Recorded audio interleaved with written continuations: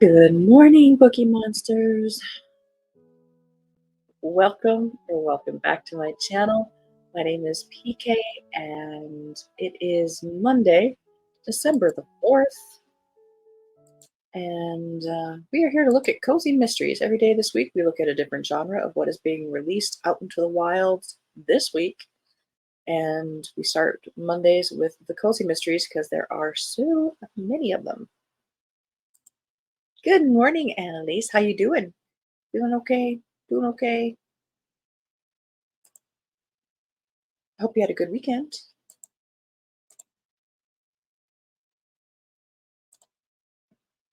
I did start my third and last gifting of Afghans. This one's for our receptionist for her birthday in January. So I do have a little bit of time, but I need to get started. And I did. And let's see, I'm in the middle of reading The Invisible Library by Genevieve Cogman. And we'll be starting a historical mystery for the next scavenger hunt on killing cozies, which is flip a coin prompt. So, but I'm really liking the Invisible Library. It has been on my radar for a very long time, and I don't know why I didn't get to it, but now I did, and I'm really liking it. The world building and the magic system is just phenomenal, just so complex and thought out, and complete for its world. That author really put in a lot of work there. All righty, here we go. Let's jump into cozies. Thanks, I'm good. My weekend was all right. No complaints. Nothing traumatic. Nope, it was good. Thank you. All right, The Murdered Matron. This came out a couple days ago, but it still counts for this week since we didn't look at it last week. The Murdered Matron by D.S. Lang. Christmassy, but dark. It looks like. We always check the release date just to be sure. Yes, December 2nd. Travel back to small-town America during the Roaring Twenties and join Doro Banyan, college librarian and amateur sleuth, as she sets her sights on solving another murder. As the fall semester ends, Doro's hands are full as a professor, librarian, and volunteer. She looks forward to planning and celebrating her hometown's annual Christmas festivities, but her enthusiasm is tested when the chairwoman's dictatorial ways create dissension among the committee members. Dissension soon turns to malice, and threats fly among the matron and several others. When she's found dead, unsettling questions arise, and so do long-standing grudges. Who caused the woman's fatal fall from a ladder? After the chairwoman's handyman disappears, anxiety escalates among the townfolk. Doro and her best friend Aggie, along with two local lawmen, work together to investigate. Can they catch the killer in time to save the holiday celebration, or will others fall victim to the perpetrator? That is second in the Doro Banyan historical mysteries. Well, I do love historical mysteries. I'm not a huge fan of those set in the US for some reason, but that is certainly a Christmassy kind of option.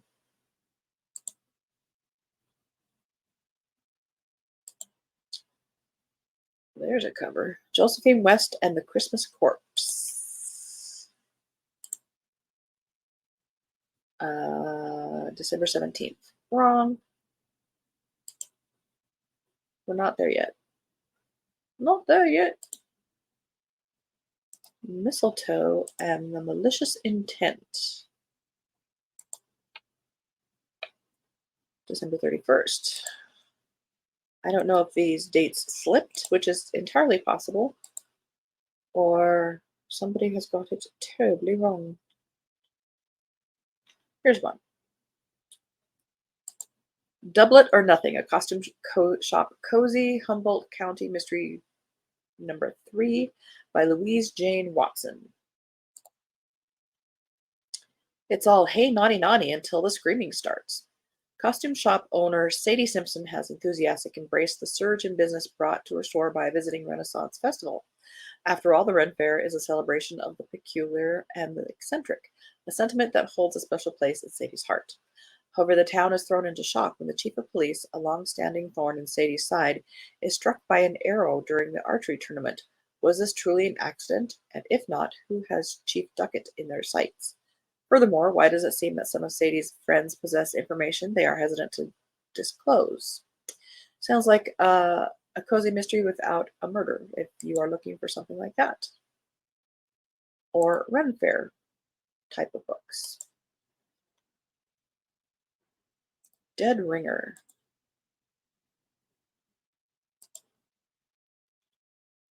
Double checking the date so you don't get dizzy. We are good.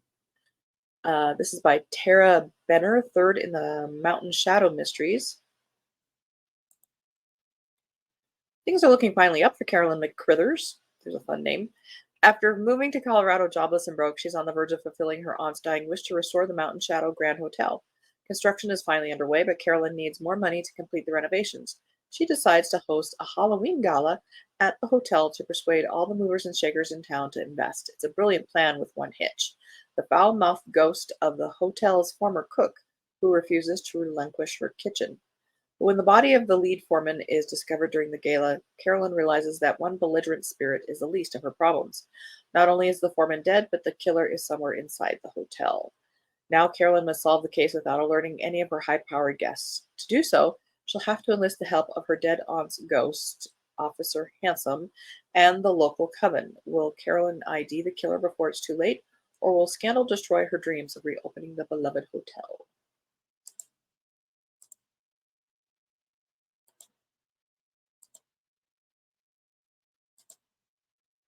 Deadly fires and electrical wires. Candle Crabble mystery.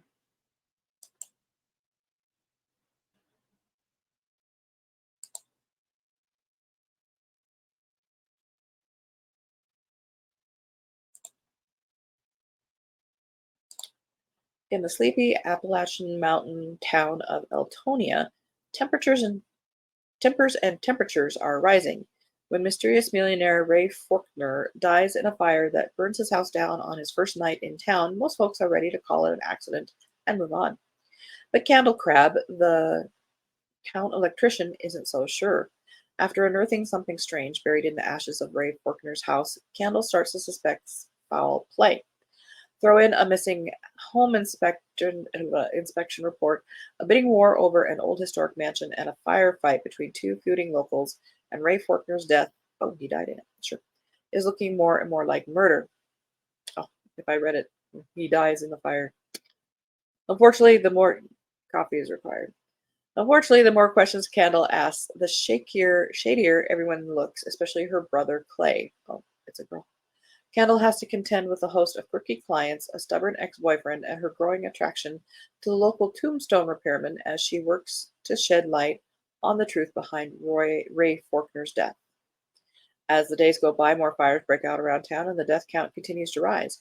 Can Candle crack the case and clear her brother's name before the whole town goes up in smoke? That is kind of refreshingly very blue collar.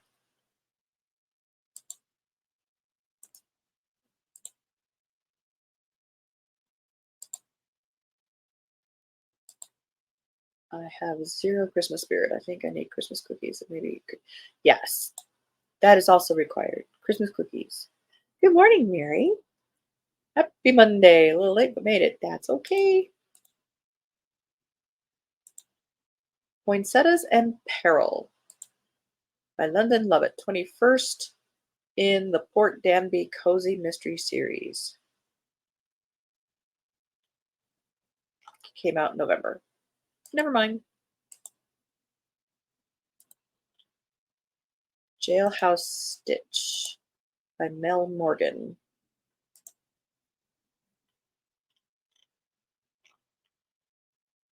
Kindle Unlimited. Second in the Crooked Quilt Mysteries. We've got two cats on the cover. Under 100 pages. Joining a quilt class at the local jail is Marla Larson's way of learning to sew, and all three quilt ladies are thrilled to have her along for the ride. But the calm unravels quickly when Marla is approached by an inmate with a secret dangerous enough to kill for, leaving Marla and her friends with more questions than answers about the crime. Under 100 pages, moving on. Coming out tomorrow, The Lethal Lady by Nikisha Afia. That date slipped to July.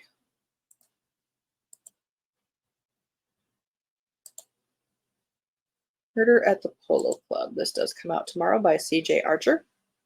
Seventh in the Cleopatra Fox mysteries. The Sport of Kings is the backdrop for a game of murder, where one murderer loses more than the match. Can Cleo solve the case, or will the murderer win? Summer has arrived along with a plethora of social events that keep Cleo and her cousins busy. Between balls, dinners, concerts, and picnics, they attend the final match between two proud polo clubs. When the winning team's captain is found murdered in the stables, everyone assumes the opposing team's captain killed him. After all, he was found holding the murder weapon, and everyone knows they hated each other. But Cleo isn't convinced. She sets out to prove his innocence alongside Harry Armitage, who was employed to investigate the accused man's family. With their cases overlapping, it makes sense to work together. The more they get to know the victim, the more they realize the handsome athlete sported a dark side that few people saw. Those who did have a reason to kill him, that's not a sentence. Which suspect struck the victim with his own polo mallet, his wife, lover, friends, or colleagues? Or did the rivalry between two opposing captains spill over to their personal lives and lead to murder? The opposite of blue collar.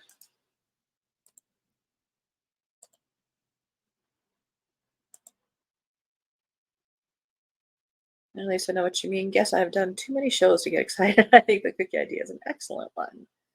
Oh, yeah. You had a show, right? How'd that go? Annalise, was it fun? Did you have a good weekend? I had my next to last show and did okay. It was in an art center and they take 30% commission. So even though I did well, the final result wasn't that great. Well, maybe the point would be more you're making contacts. Do you have cards to hand out? And then you can, people who sell, who buy, you can say, look, if you want more, hint, hint. Charms and Chimeras by Miranda Rose Barker, 12th in the Witches of Moonlight Hollow. A frightening and disturbing creature descends upon town. Soon, strange, unexplainable events begin to unfold. I don't think it was an illusion, she said. I don't think an illusion could have done this. They stood side by side and silent as they looked at the charred remains of a bush. There was something eerie about standing like that, which made her feel uncomfortable, etc. Eleanor, Lucy, and Andy face Chimera's ability to blend the fierce strength of a lion, the cunning of a serpent, and the agility of a goat into a formidable and unpredictable force that defies conventional expectations, leaving a trail of awe and astonishment in its wake. Oh.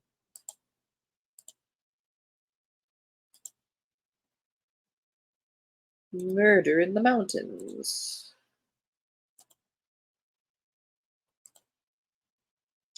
by Judith A. Barrett, third in the Wren and Rascal Cozy Mystery Series. Wren and Rascal arrive at her third haunted campground writing assignment in the mountains of Tennessee and disturb the lair of a killer. Wren and Rascal check in at the Tennessee campground that has no history of being haunted except for the ghostly sounds of stock car races at night. As the feelings deepen between Wren and Justin, the town marshal who waits for her in Arizona, she's tempted to write a quick summary and then leave Tennessee until she stumbles across a body. When she pieces together fragments of old and new clues that reveal an ongoing crime, a ghost warns her of danger. The killer has her in his crosshairs. These ghosts are very busy. Coffee's required, isn't it?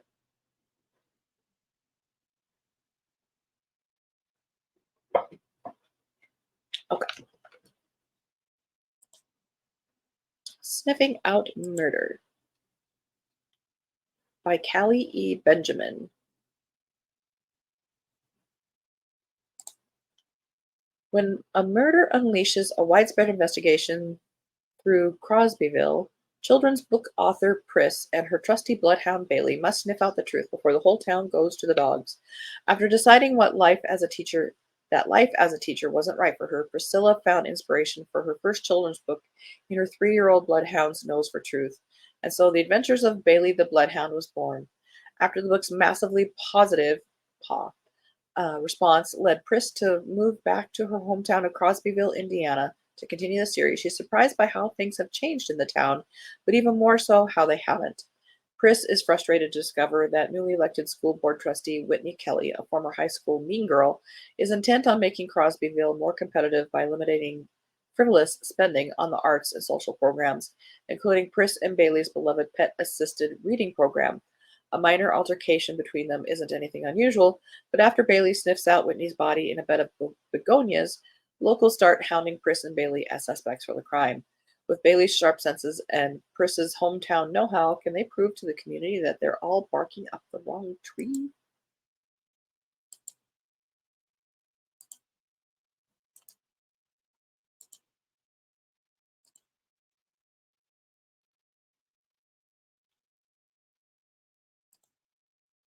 Hey, Storm. Good morning.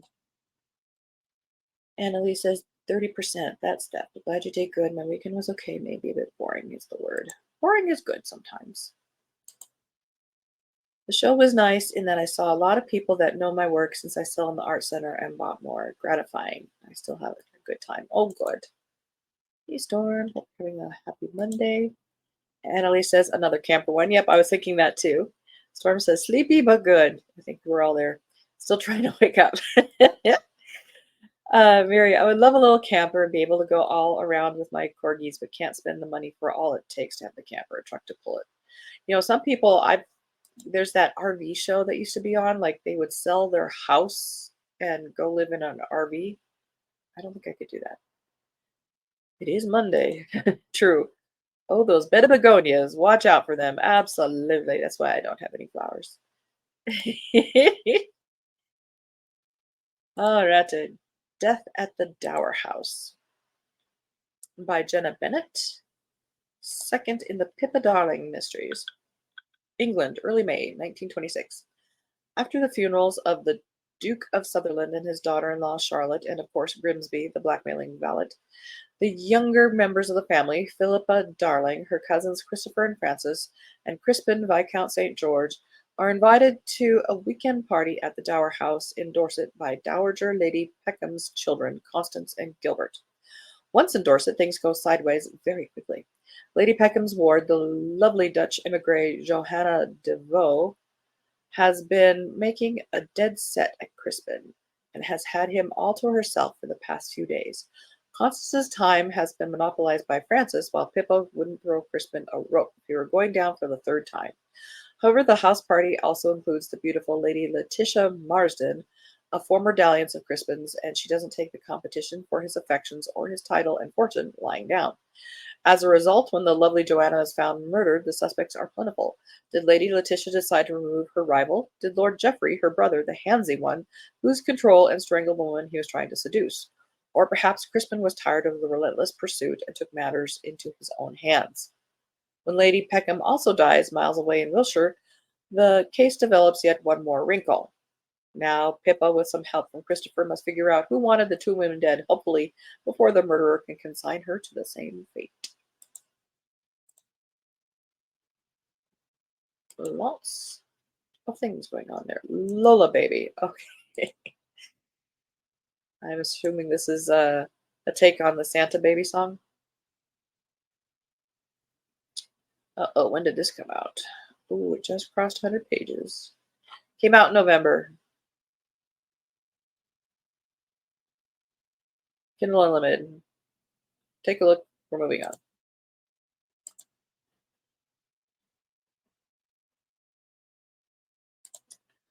Do you have snow? We have had rain a couple days in the past few days. We're celebrating every drop. Oh yeah, you guys need the rain.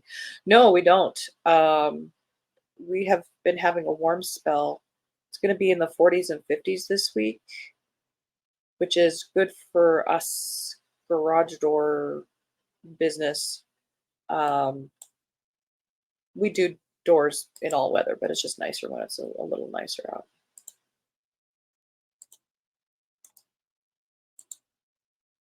Has been windy the last couple nights. Super windy, which is really annoying. That one came out in October.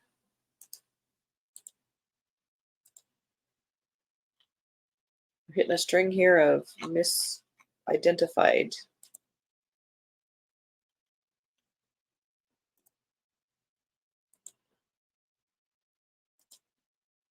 Here's one.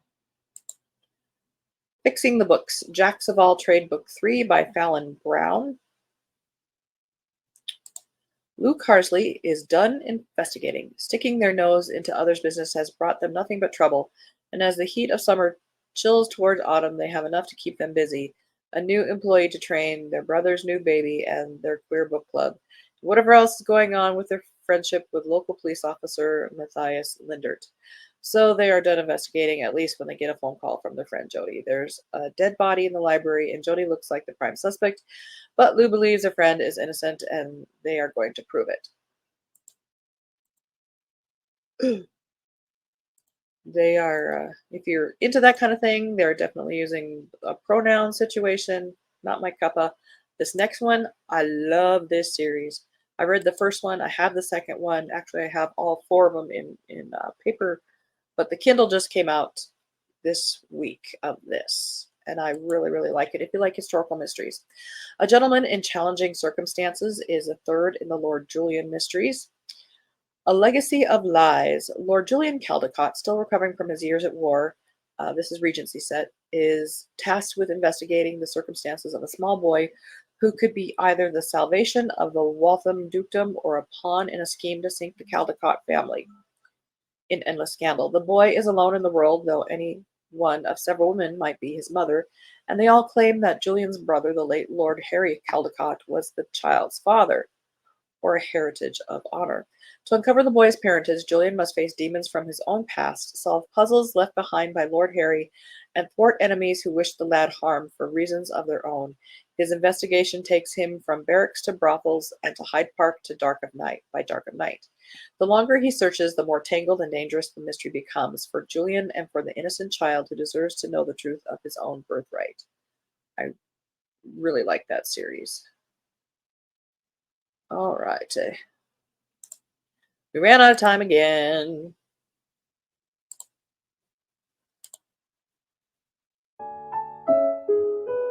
That's not right. But we're going to turn that down.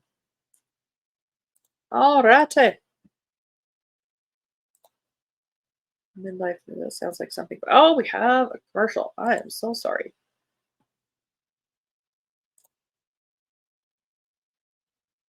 Show us coffee. Just show us coffee. Thank you. Oi. Sellers books are in Norwegian too. Oh, neat. Very good.